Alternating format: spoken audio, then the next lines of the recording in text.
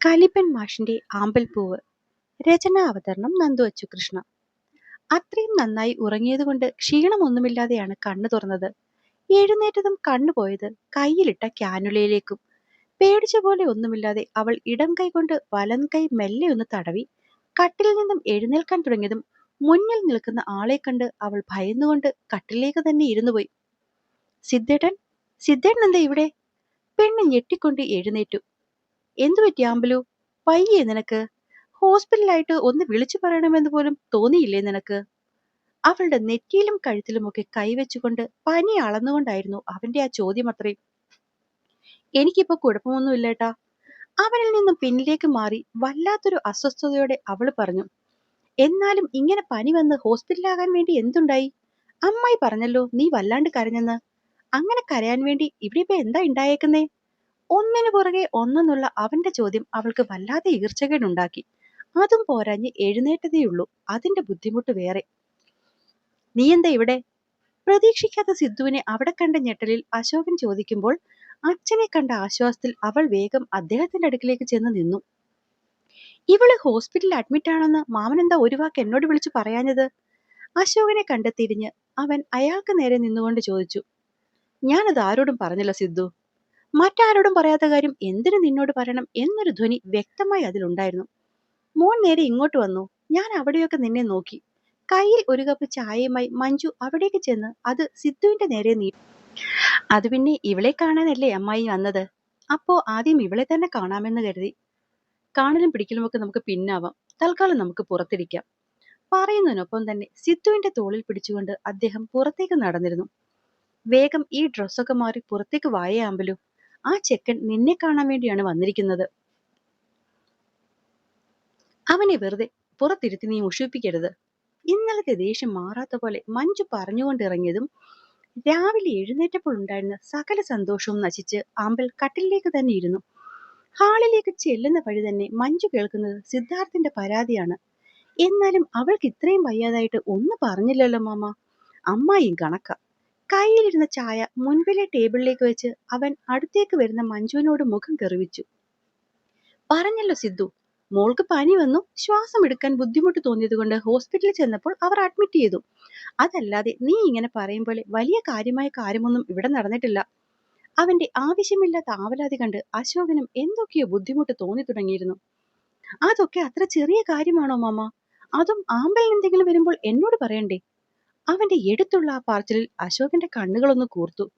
അല്ല അത് പിന്നെ, ഞങ്ങൾക്കൊക്കെ ആമ്പലു അത്ര പ്രിയപ്പെട്ടവളല്ലേ. അപ്പോ അവൾക്ക് വയ്യാതാകുമ്പോൾ? സിദ്ധു ഒന്ന് പതറി. പോട്ടെ മോനെ, ഒന്നും പറ്റിയില്ലല്ലോ. ആരെങ്കിലും ഒന്ന് വിളിച്ചു പറയാമെന്ന് വെച്ചാൽ ഞങ്ങൾ രണ്ടുപേരുടെയും ഫോൺ കേടായിപ്പോയി. അഞ്ജലി മോളോട് പോലും ഞാൻ ഇവിടെ വന്നാ വിളിച്ചു പറയുന്നത്. അറിയോ നിനക്ക്? അതൊക്കെ ശരിയായിരിക്കും. പക്ഷെ മാമന്റെ വേണ്ടപ്പെട്ടവരെയൊക്കെ ആമ്പലുവിന്റെ വയ്യാഴിക വിളിച്ചറിയിച്ചിരുന്നു. കുറച്ചു മുന്നേ പതറിയവൻ പരാതി പോലെയും അല്പം ദേഷ്യം പോലെയും ഒക്കെ മഞ്ജുവിനെ അശോകനെ നോക്കി പറഞ്ഞു. വയ്യാഴിയെ അറിയിച്ചെന്നോ? ആരെ അറിയിച്ചു? മഞ്ജു സിദ്ധുവിനെയും അശോകനെയും മാറി മാറി നോക്കിക്കൊണ്ടാണ് ചോദിച്ചത്. അമ്മായി അറിയിച്ചില്ലെങ്കിൽ മാമൻ അറിയിച്ചിരിക്കും, അല്ലാതെ വിഷ്ണു അറിയില്ലല്ലോ. വിഷ്ണുവിനോട് പറഞ്ഞു. സിദ്ധു എടുത്തു പറഞ്ഞതും മഞ്ജു അശോകനെ നോക്കി. പറയാതെ പിന്നെ, അല്ലെങ്കിൽ ഞാൻ ഇന്നലെ വിളിക്കുമ്പോൾ അവിടെ നടന്ന ചർച്ച അമ്മ പറയില്ലല്ലോ. അങ്ങനെ അമ്മ പറഞ്ഞതുകൊണ്ട് ഞാൻ അറിഞ്ഞു, അല്ലാതെ മാമനോ അമ്മായിയോ പറഞ്ഞിട്ട് ഞാൻ അറിയോ? പറഞ്ഞ കാര്യം തന്നെ പരാതി പോലെ പിന്നെയും പറയുന്ന കേട്ട അശോകൻ അവിടെ നിന്നും എഴുന്നേറ്റു. അല്ലെങ്കിൽ പിന്നെ മറ്റാരോടും പറയാതെ വിഷ്ണുവിനെ എന്തിനു വിളിച്ചു എന്ന് ചോദിച്ച് മഞ്ജുവിന്റെ മുന്നിൽ വെച്ച് തന്നെ സിദ്ധു ഓരോന്ന് ചോദിച്ചു തുടങ്ങും. അവസാനം എതു വിളിച്ചാണ് അതെങ്ങാണം അറിഞ്ഞെന്നറിയണം. തൽക്കാലം ഇപ്പോൾ ഒന്നും വയ്യ. കണ്ടോ മാമി, മാമൻ പറഞ്ഞതാ, അതുകൊണ്ടല്ലേ നമ്മൾ ചോദിച്ചപ്പോൾ മെല്ലെ എഴുന്നേറ്റ് പോയത്. അവന്റെ വാദങ്ങളെ സമർത്ഥിക്കാൻ എന്ന പോലെ മഞ്ജു ശരി എന്ന രീതിയിൽ തലകുലുക്കി. വന്നതൊക്കെ പോട്ടെ. പക്ഷെ ഇനി എന്തെങ്കിലും അങ്ങനെ ഉണ്ടായാൽ ഞാൻ മറ്റൊരാൾ വഴിയും നിങ്ങളുടെ കാര്യങ്ങൾ അറിയല്. അതിന് അമ്മായിക്ക് ഇത് ആവശ്യമാണ്. പറയുന്നതിന്റെ ഒപ്പം തന്നെ അവൻ കൊണ്ടുവന്ന ബാഗിൽ നിന്നും ഒരു ബോക്സ് എടുത്ത് മഞ്ജുവിന്റെ കയ്യിലേക്ക് അവൻ കൊടുത്തു. ഇതെന്താ മോനെ? കയ്യിലിരുന്ന ബോക്സ് തിരിച്ചും മറിച്ചും നോക്കുമ്പോൾ ആഹ്ലാദത്തോടെയാണ് അവനത് ചോദിച്ചത്. അമ്മായി തന്നെ തുറന്നു നോക്ക്, അപ്പൊ കാണാലോ. അവൻ പറയൊന്നും വേണ്ടായിരുന്നു. അതിനു മുന്നേ തന്നെ മഞ്ജു അത് വലിച്ചു പറിച്ചു തുറന്നു. നോക്കുമ്പോൾ സാംസങ്ങിന്റെ ഒരു പുതിയ ഫോൺ. മോനെ ഇത്? ഈ സാധനം കയ്യിലില്ലാത്തത് കൊണ്ടല്ലേ എനിക്ക് വിളിച്ചിട്ട് പോലും കിട്ടാഞ്ഞത്. ഇനിയിപ്പൊ അത് വേണ്ട. എങ്ങനെയുണ്ട് അമ്മായി, കൊള്ളാമോ സാധനം? പിന്നെ കൊള്ളാതിരിക്കുമോ? കണ്ടാൽ തന്നെ അറിയാം നല്ല വിലയുള്ള സാധനമാണെന്ന്. അവര് അതിന്ന് കണ്ണെടുക്കാതെ നോക്കിക്കൊണ്ട് ചിരിച്ചു. ഒന്ന് പോയേ അമ്മായി, ഇതിനത്രയ്ക്ക് വിലയൊന്നും ഇല്ല. കൂടിപ്പോയാൽ ഒരു 22,000 23,000 വരും, അത്രേ ഉള്ളൂ. അയ്യോ മോനെ, ഇങ്ങനെ വിലയുള്ള ഫോണൊന്നും അമ്മായിക്ക് വേണ്ട. കയ്യിലിരിക്കുന്ന സാധനം തിരിച്ചും മറിച്ചും നോക്കിക്കൊണ്ടവർ വെറുതെ പോലെ പറഞ്ഞു. ഒന്ന് പോയേ അമ്മായി, അമ്മായിക്ക് ഇത്രയും ചെറിയ വിലയുള്ള സാധനം തന്നല്ലോ എന്ന വിഷമത്തിലാ ഞാനിപ്പോഴും. ശോ, എന്നാലും ഒരെന്നാലുമില്ല, ഇതൊക്കെ എന്റെ ഒരു സന്തോഷമാണ്. അതൊക്കെ ശരി തന്നെ, പക്ഷെ മോനെ മാമൻ. അവർ സംശയം പോലെ വാതിൽക്കൽ നിൽക്കുന്ന അശോകന്റെ നേരെ കണ്ണു ചൂണ്ടി ചോദിച്ചു. അമ്മായിക്ക് മാത്രമല്ല, മാമനും ഞാൻ ഇതുപോലെ ഒന്ന് കൊണ്ടുവന്നിട്ടുണ്ട്. ആണോ? എങ്കിൽ മോൻ കൊണ്ടുപോയി അതൊന്ന് കൊടുത്തു നോക്ക്. വാങ്ങുമോന്ന് നമുക്കറിയാലോ. വെറുതെ അവരവനെ പുറത്തേക്ക് പറഞ്ഞു വിട്ടു. പ്രതീക്ഷിച്ച പോലെ അശോകൻ പൂർണ്ണമായും അത് വേണ്ടെന്ന് തന്നെയാണ് പറഞ്ഞത്. അതിന്റെ ആ വിഷമത്തിലാണ് അവൻ അകത്തേക്ക് വന്നതുപോലും. അല്ലേലും ആ പുള്ളി അങ്ങനെ പറയും, അത് മോൻ അറിയാവുന്ന കാര്യമല്ലേ. അതുകൊണ്ട് നീ നിന്റെ മനസ്സ് വേദനിപ്പിക്കണ്ട. അവരോട് പറയുന്നതിനൊപ്പം തങ്ങൾക്കടുത്തേക്ക് വരുന്ന അശോകനെ നോക്കി മുഖം കറുപ്പിക്കാനും അവര് മറന്നില്ല. സിദ്ധു, ഇത്രയും നല്ലൊരു സമ്മാനം തന്നിട്ട് നിങ്ങൾ എന്തിനാ അശോകേട്ടാ വേണ്ടാന്ന് പറഞ്ഞത്? എനിക്കിപ്പോൾ തൽക്കാലം അങ്ങനെയുള്ള ഒരു സമ്മാനത്തിന്റെയും ആവശ്യമില്ല മഞ്ജു. അത് സിദ്ധുവിനോട് എന്തെങ്കിലും ദേഷ്യമുണ്ടായിട്ടൊന്നുമല്ല. എനിക്ക് വേണ്ട, അത്രേ ഉള്ളൂ. അശോകേട്ടന് വേണ്ടെങ്കിൽ വേണ്ട. പിന്നെ എനിക്കും മോനൊരു ഫോൺ തന്നിട്ടുണ്ട്. ഞാൻ എന്തായാലും അത് വേണ്ടെന്ന് വെച്ച് അവന്റെ മനസ്സിന് സങ്കടമുണ്ടാക്കില്ല. നിനക്കും ഇത് വേണ്ട എന്ന് പറഞ്ഞ് തിരിച്ചു കൊടുക്കാൻ തുടങ്ങിയ അശോകന്റെ ചിന്തകളിൽ തകിടം മറിച്ചുകൊണ്ട് മഞ്ജു ആദ്യമേ കയറി അങ്ങ് പറഞ്ഞു. ഈ സമയത്താണ് സ്കൂൾ യൂണിഫോമിൽ ഇറങ്ങി വരുന്ന ആമ്പലിനെ 3 പേരും കാണുന്നത്.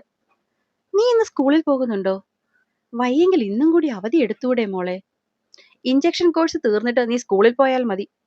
ആദ്യം പറഞ്ഞ 2 പേരും സ്നേഹത്തിലും ശാസനയിലും അവളോട് സംസാരിച്ചപ്പോൾ മൂന്നാമത്തെയാൾ അധികാരം പോലെയാണ് അവളോടത് പറഞ്ഞത്. അതുണ്ടാക്കിയ ഇഷ്ടക്കേടിൽ ആമ്പൽ സിദ്ധാർത്ഥനെ ഒന്ന് നോക്കി. നീ എന്താ ഇങ്ങനെ നോക്കുന്നത്? കയ്യിൽ ഈ വെച്ചുകെട്ടലുമായി പോയാൽ അവിടെ എങ്ങാനും തട്ടി മുറിയോ ചോര വരികയോ ചെയ്താൽ ആരെടുത്തുകൊണ്ട് പോകും ഹോസ്പിറ്റലിലേക്ക്? ഇതിപ്പോ വൈകുന്നേരം വരെ ഞാൻ ഇവിടെ ഉണ്ട്. വൈകുന്നേരം നിന്നെ അമ്മായിയെ ഞാൻ ഹോസ്പിറ്റലിൽ കൊണ്ടുപോയിക്കോളാം. ഇനിയിപ്പോ ഇതിന്റെ പേരിൽ മാമൻ കട അടച്ചിടണ്ടാലോ. ആമ്പലിനോടായി പറഞ്ഞുകൊണ്ട് സിദ്ധു മഞ്ജുവിനെ നോക്കുമ്പോൾ അവിടെ പക്ഷേ അവൻ പറയുന്നതെല്ലാം ശരിവെച്ചുകൊണ്ടുള്ള തലയാട്ടലാണ് നടന്നുകൊണ്ടിരിക്കുന്നത്. ആമ്പലു പക്ഷെ നേരെ നോക്കിയത് അച്ഛനെയാണ്. ശരിക്കും പറഞ്ഞാൽ അവൻ പറഞ്ഞതൊക്കെ കേൾക്കുമ്പോൾ ആർക്കായാലും ശരിയാണെന്ന് തോന്നും. പക്ഷെ എന്തോ തന്റെ സ്വകാര്യ ജീവിതത്തിൽ അവൻ വല്ലാതെ കൈകടത്തുന്ന പോലെ തോന്നി അശോകന്. ആ, അത് മതി മോളെ, ഇന്നും കൂടി കഴിഞ്ഞിട്ട് നീ സ്കൂളിൽ പോയാൽ മതി. മഞ്ജു കൂടി പറഞ്ഞതും ആമ്പലിന് ഒന്നും പറയാൻ പറ്റാത്ത അവസ്ഥയായി. അശോകന്റെ കാര്യവും ഏതാണ്ടൊക്കെ അങ്ങനെ തന്നെയായിരുന്നു. ഇതിപ്പോ അവരെ കേൾക്കാതെ മോളുടെ ഇഷ്ടത്തിന് സ്കൂളിൽ വിട്ട് എന്തെങ്കിലും ഒരു വയ്യാഴിക വന്നാൽ മഞ്ജു പിന്നെ സമാധാനം തരികയില്ല. എല്ലാം ആലോചിക്കുമ്പോൾ അവളെ സ്കൂളിൽ വിടാതിരിക്കുന്നത് തന്നെയാണ് നല്ലതെന്ന് അശോകനും തോന്നി. ഇന്നെന്തായാലും ആമ്പൽ സ്കൂളിൽ വരും എന്നുള്ള സന്തോഷത്തിലാണ് രമ്യ അവളെ വിളിക്കാനായി ഓടി അകത്തേക്ക് ചെന്നത്. ആസിയും നൗഫിയും മഞ്ജുവിനെ കാണാൻ വയ്യ എന്ന് പറഞ്ഞുകൊണ്ട് ആ വളവിൽ തന്നെ നിൽപ്പുണ്ട്. പാഞ്ഞു പിടിച്ച് അകത്തേക്ക് ചെന്നവളുടെ കണ്ണിൽ ആദ്യം മുടക്കിയത് സിദ്ധുവാണ്. അകത്ത് വെച്ച കാല് അതേ സ്പീഡിൽ പുറത്തേക്കെടുത്തവൾ തല മാത്രം ഉള്ളിലിട്ട് അവൻ തന്നെയാണോ അതെന്ന് ഒരിക്കൽ കൂടി ഉറപ്പുവരുത്തി. സിദ്ധു തന്നെയാണെന്ന് കണ്ടതും അകത്തുള്ള കാര്യത്തിന്റെ ഏകദേശമൊക്കെ ഒരു കിടപ്പുവശം രമ്യക്ക് മനസ്സിലായി. ആ നേരത്താണ് തലയും കുനിച്ച് പുറത്തേക്ക് വരുന്നവളെ രമു കാണുന്നത്. ഷ് ഷ്. അവളെ കണ്ട സന്തോഷത്തിൽ രമ്യ ചെറിയ ശബ്ദമുണ്ടാക്കി അവളെ അടുത്തേക്ക് വിളിച്ചു. രമ്യയെ കണ്ടതും അത്രയും നേരം സങ്കടത്തിലിരുന്നവൾ ഓടിപ്പിടിച്ച് പുറത്തേക്ക് ഇറങ്ങി ചെന്നു. നീ ഇന്ന് വരുമെന്ന് പറഞ്ഞിട്ട് വരുന്നില്ലേ? രമ്യയുടെ ചോദ്യം കേട്ടതും പെണ്ണ് കണ്ണു നിറച്ചവളെ നോക്കി. ഒപ്പം രാവിലെ അവൻ വന്ന് കയറിയപ്പോൾ മുതൽ ഈ നേരം വരെയുള്ള കാര്യങ്ങൾ ഓരോന്നായി പറഞ്ഞു കൊടുത്തു. 2 ഫോണോ? ബാക്കിയൊക്കെ കേട്ടെങ്കിലും അതിൽ അവളുടെ മനസ്സിൽ കയറിക്കൊണ്ടത് 25,000 രൂപയുടെ 2 ഫോൺ എന്നുള്ള സംഭവമായിരുന്നു. ഇത്രയൊക്കെ നിന്റെ അച്ഛനും അമ്മയ്ക്കും ചെയ്യാൻ ഇങ്ങനെ ആരാടി? എനിക്കറിയില്ല രമു. അത് കയ്യിൽ കിട്ടിയപ്പോൾ മുതൽ അമ്മ നിലത്തൊന്നുമല്ല. സ്വാഭാവികം. രമ്യ കുലുക്കി ആമ്പൽ അവളെ തന്നെ ഒന്ന് നോക്കി. നീ എന്താ പെണ്ണെ ഇങ്ങനെ നോക്കുന്നേ? നീ നിനക്കിന്ന് ലീവാക്കാൻ പറ്റുമോ? വളരെ ബുദ്ധിമുട്ടി വിമ്മിഷ്ടപ്പെട്ടുകൊണ്ടായിരുന്നു ആമ്പലിന്റെ ആ ചോദ്യം. പിന്നെന്താ, ലീവാക്കാലോ. രമ്യ പെട്ടെന്ന് പറഞ്ഞതും ആമ്പലിന്റെ മുഖം വിടർന്നു. അത് കണ്ട ഒരു ചിരിയോടെ രമ്യ പുറത്തേക്കിറങ്ങിയതും അവൾ കയ്യിൽ പിടിച്ചു നിർത്തി. നീ സ്കൂളിൽ പോകുന്നില്ലെന്ന് പറഞ്ഞിട്ട്? എന്റെ കൊച്ചെ, അവന്മാര് നമ്മളെ നോക്കി റോഡിൽ കാത്തു നിൽപ്പുണ്ട്. ഞാൻ പോയി വരുന്നില്ലെന്നൊന്ന് പറഞ്ഞിട്ട് വരട്ടെ. അത് കേട്ടതും ആമ്പൽ പുഞ്ചിരിയോടെ തലയാട്ടി. രമ്യ കാറ്റിനെ പോലെയാണ് പുറത്തേക്ക് ഓടിയത്. ബാഗ് ഇല്ലാതെ പാഞ്ഞു പിടിച്ച് തങ്ങൾക്കടുത്തേക്ക് വരുന്നവളെ ആസിയും നൗഫിയും മാറി മാറി നോക്കി. എന്തു പറ്റിടി, ആമ്പൽ വരുന്നില്ലേ? അതുപോലെ നിന്റെ ബാഗ് എന്തേ?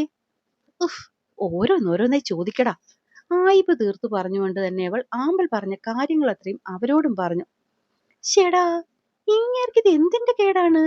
എനിക്കുണ്ടല്ലോ അയാളെ ആദ്യം കണ്ടപ്പോൾ മുതൽ അടിമുടി കുഴപ്പം തോന്നിയതാ. നിനക്ക് മാത്രമല്ല, എനിക്കും അതൊക്കെ തന്നെയാണ് തോന്നിയത്. പിന്നെ എന്റെ ഊഹ ശരിയാണെങ്കിൽ അങ്ങേരീ കാണിക്കുന്ന സ്നേഹമൊന്നും അങ്ങനെ വെറുതെ ആവാൻ വഴിയില്ല.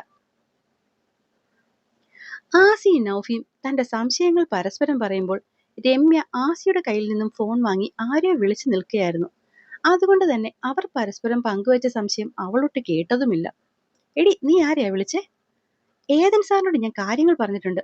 അപ്പൊ നിങ്ങൾ സ്കൂളിലേക്ക് വിട്ടോ, ഞാൻ അവൾക്കടുത്തേക്ക് ചെല്ലട്ടെ. പരസ്പരം യാത്ര പറഞ്ഞ് രമ്യ അവിടേക്ക് ചെന്നതും അതുവരെ വാടിത്തളർന്നിരുന്ന ആമ്പലിന്റെ മുഖം പ്രസന്നമായി. കണ്ടോ അമ്മായി, ഇത്രയും നേരം ഇവൾക്കടുത്തിരുന്ന് ഞാൻ എന്തൊക്കെ പറഞ്ഞിട്ടും ഇല്ലാതിരുന്ന ശരിയല്ലേ ദാ ആ കൂട്ടുകാരിയെ കണ്ടപ്പോൾ വന്നത്. കൊള്ളാം. അത് പിന്നെ അങ്ങനെ ആയിരിക്കില്ലേ സിദ്ധേട്ടാ? ഫ്രണ്ട് എന്നും ഫ്രണ്ടും പുറത്തുള്ളവർ എന്നും പുറത്തുള്ളവർ തന്നെ ആയിരിക്കും. അവൾ ചിരിയോടെയാണ് അത് പറഞ്ഞതെങ്കിലും സിത്തുവിന് അത് ശരിക്കും കൊണ്ടു. അവളുടെ പറച്ചിലിൽ അവന്റെ മുഖം മാറുന്നത് കണ്ടതും മഞ്ജുവിന്റെ മുഖത്തും ചിരിയും മാഞ്ഞു. ഇവൾക്ക് കൂട്ടിരിക്കാൻ വേണ്ടി നീ ക്ലാസ് കളഞ്ഞതെങ്ങാനും ലത അറിഞ്ഞാൽ ഇനി അത് പ്രശ്നമാകുമോ രമ്യ? ഇപ്പോഴത്തെ സാഹചര്യത്തിൽ എന്തായാലും ഇല്ല മഞ്ജുമ്മേ. ഇനിയല്ല ഉണ്ടാവുകയാണെങ്കിൽ അത് ഞാൻ മാനേജ് ചെയ്തോളാം. അല്ലെങ്കിലും ഇവൾക്ക് വേണ്ടി ഞാൻ എന്റെ ജീവൻ കൊടുക്കും. പിന്നല്ലേ എന്റെ അമ്മയുടെ വായിലിരിക്കുന്ന 2 വഴക്ക്. അല്ലേടി? അല്ല, നീ കുറെ നേരമായി ഇരിക്കുവല്ലേ, ഇനി കുറച്ചു നേരം വന്ന് കിടക്ക്. വായോ. സ്വാഭാവികമായ ചിരിയോടെ രമ്യ അത് പറഞ്ഞുകൊണ്ട് ആമ്പലിന്റെ കയ്യിൽ പിടിച്ച് അവരുടെ മുറിയിലേക്ക് പോയി. ഈ പെണ്ണിന്റെ കൂട്ടുകെട്ട് ആമ്പലിന് ശരിയായി വരില്ല കേട്ടോ അമ്മായി. എന്തൊരു നാക്കാ അല്ലേ? ഇതിന്റെയൊക്കെ കൂടെ കൂടിയാൽ നമ്മളുടെ കൊച്ചു നാശമാകും. രമ്യയുടെ സംസാരം ഇഷ്ടപ്പെടാത്ത പോലെ സിദ്ധു പറഞ്ഞതും ഇതിനു മുന്നേ രമ്യയുടെ രീതികൾ ഇഷ്ടമാടാവാത്ത മഞ്ജു അതിനെല്ലാം ശരിവെച്ച് കൊടുത്തു. എന്നാൽ രമ്യ വീട്ടിൽ ഉണ്ടെന്നുള്ള സമാധാനത്തിലാണ് അശോകൻ കടയിലേക്ക് പോയത് തന്നെ. അദ്ദേഹം പോയി കുറച്ചു കഴിഞ്ഞതും വീട്ടിലേക്ക് വന്നു കയറുന്ന കാറ് കണ്ടുകൊണ്ടാണ് സിദ്ധുവും മഞ്ജുവും പുറത്തേക്ക് ഇറങ്ങിയത്. അകത്തേക്ക് കയറിയ കാറിൽ നിന്നും ഇറങ്ങുന്ന ആളെ കണ്ട് രണ്ടുപേരുടെ മുഖം ഒരുപോലെ മങ്ങി. എന്നാൽ സിദ്ധുവിനെ കണ്ടിറങ്ങിയ ആളുടെ മുഖത്ത് ദേഷ്യം മാത്രമാണെന്ന് കണ്ടതും സിദ്ധുവിന്റെ മുഖം താഴ്ന്നു, ഒപ്പം കണ്ണുകളും. വിഷ്ണുവേണ്ണ എന്താ അമ്മായി ഇവിടെ? സിദ്ധു മഞ്ജുവിനോട് ചോദിക്കുമ്പോഴേ വിഷ്ണു അകത്തേക്ക് കയറിയിരുന്നു. എറണാകുളത്ത് ഏതോ കൂട്ടുകാരനെ കാണാൻ പോയ നീ എങ്ങനെയാ സിദ്ധു ഇവിടെ? വിഷ്ണുവിന്റെ ചോദ്യത്തിൽ പകച്ചുകൊണ്ട് സിദ്ധു അവനെ നോക്കി. അതേസമയം അമലു ഇന്ന് സ്കൂളിൽ വരില്ല എന്നറിഞ്ഞതും ക്ലാസ്സിലേക്ക് കൊണ്ടുപോകാൻ എടുത്തുവെച്ച പേപ്പേഴ്സ് തിരികെ ടേബിളിലേക്ക് വെച്ച് തന്നെ അവൻ വാടിയ മുഖത്തോടെയാണ് ക്ലാസ്സിലേക്ക് പോയത്. ഒപ്പം ഇന്നെന്ത് പ്രശ്നം വന്നാലും വൈകിട്ട് അവളെ കാണാൻ പോകണമെന്ന് തീരുമാനിച്ചുറപ്പിച്ചു അവൻ ക്ലാസ്സിലേക്ക് കയറി. അപ്പോൾ എന്നെ വായിക്കുകയും കേൾക്കുകയും ചെയ്യുന്ന എൻ്റെ കൂട്ടുകാരൊക്കെ കഥ ഇഷ്ടമാവുന്നുണ്ടെങ്കിൽ സബ്സ്ക്രൈബ് ചെയ്യാൻ മറക്കല്ലേ. നിങ്ങൾ സബ്സ്ക്രൈബ് ചെയ്താൽ മാത്രമേ അടുത്ത ഭാഗം നിങ്ങൾക്ക് വേഗം കിട്ടുള്ളൂ. അപ്പോൾ എല്ലാവരും ഒന്ന് സബ്സ്ക്രൈബ് ചെയ്തിട്ട് വേണേ പോവാൻ. നന്ദി.